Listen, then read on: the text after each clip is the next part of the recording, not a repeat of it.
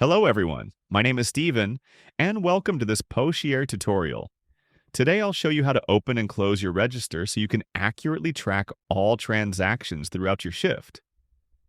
Keeping track of both cash and cashless transactions is essential for accountability and accuracy. By opening and closing your register for each shift, you'll always know who handled each transaction and when. Depending on your setup, you'll find the register screen in the POS section for retail stores or in the dine-in and takeaway section for restaurants.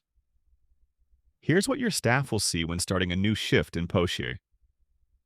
First, enter the starting cash amount. This is the cash available for giving change. For example, if you have $100 in your drawer, enter 100. Next, tap the Open Register button to begin your shift. Let's process two quick transactions, so we have some activity in our register before closing it.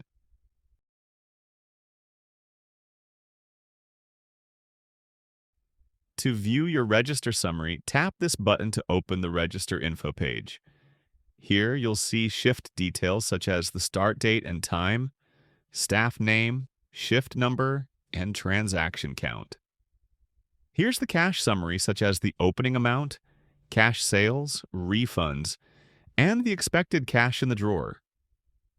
Lastly, the card summary of all the card payments and refunds during the shift. To close the register, count the total cash in your drawer and then enter the counted amount using the numpad.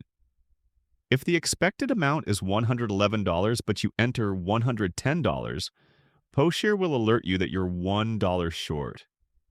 Now enter 111 and tap Close Register button to finish your shift. To review all your shifts, go to Reports, then select the Z report.